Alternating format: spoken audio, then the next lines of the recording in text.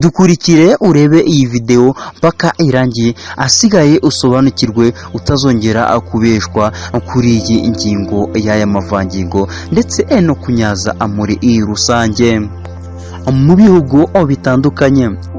Aha nguko rero nanone ntange mbasuza ambashimira uburyo ki mudahwema kutugaragariza urukundo mukunda ibiganiro tubagezaho umunsi ubundi. Waba wifuza cyangwa se ushaka gusobanukirwa byinshi ku bijyanye n'ubuzima bw'imyororokere cyangwa se sex muri rusange, dukurikire kunyaza sex, asigaye usobanukirwe byinshi kubyo utaru ubashije kuba wasobanukirwa. Aruga mbere ubonye video zacu, byabyiza ukanze subscribe, yewe ukamanuka gato ugakanda no kunzogera, asigaye tukabana agatanu kuri gatanu.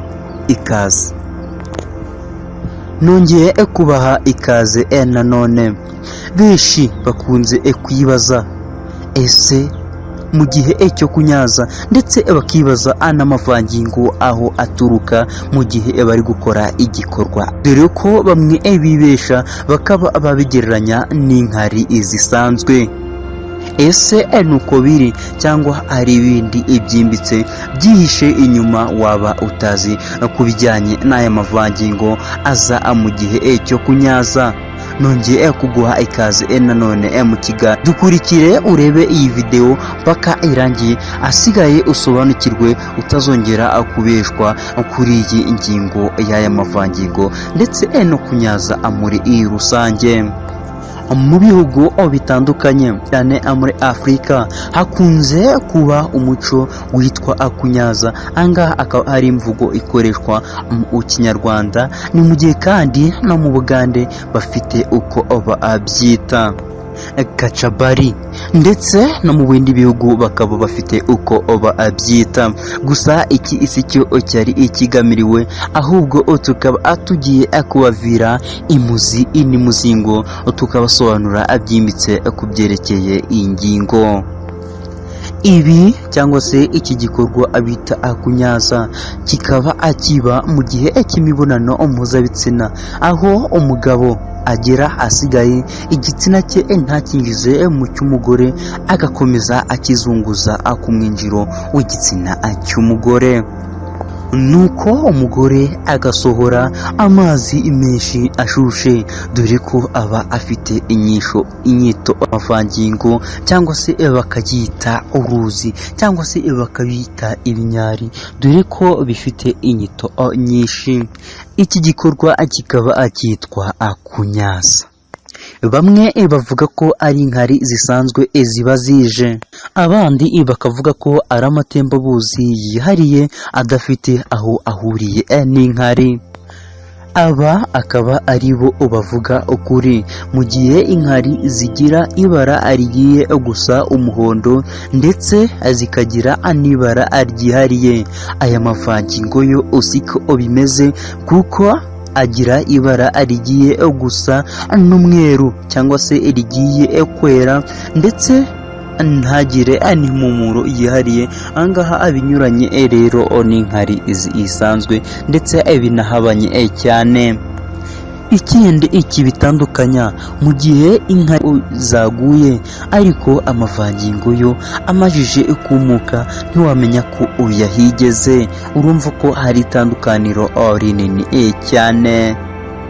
Gusa ntibyatuma utibaza iki kibazo. Uribaza, nanjye ndibaza, nabo bakibaza, ese amavangingo aturuka he? Ku bagore hari ibice bikikije umuvaruhago biri munsi y'uruhago, bite neza nka prostate. Ku bagabo icyo gice cyitwa imvubura ya skin cyangwa se skin's gland, cyangwa se wayita prostate engore. Iyi mvubura ubushakashatsi bwagaragaje ko ariyo soko ivamo y'amavangingo. mu gihe umugore yaryohewe n'imibonano mpuzabitsina, kandi ibi bikaba iyo ahanini umugabo yamufashije kuvura cyangwa se gusohora ik'imibonano mpuzabitsina. Kuba abagore bose bagira ako gace bivuze ko abagore bose banyara, ariko itandukaniro rikaba ku ngano y'amavangingo abo bagore basohora, cyangwa se itandukaniro rikaba ingano bagira, n'igihe ibisaba angaze ndetse n'uburyo bisaba kugira ngo akoreshwe. Ubusanzwe umutsi uturuka kuri rugongo ukanyura munsi y'uruhago niwo ufasha kuzana aya mavangingo, dore ko ari nawo ugera ahazwi nka point G spot. Aha habiri niho y'ingenzi mu gutuma aya mavangingo aba yabasha gusohoka. Nubwo mu gihe cy'imibonano mpuzabitsina umugore kugira ngo byorohereze igitsina cy'umugabo kwinjira muke bitagoranye, ndetse n'umugore ntababare mu gihe cy'imibonano kandi ntanakomereke. Amavangingo ntaho ahuriye n'ayo matembabuzi kuko yo asohokera ahanyura inkari, akaba ariyo mpamvu kuri bamwe ushobora gusanga hivanzemo n'udukari uramutse upimye ayo mavangingo.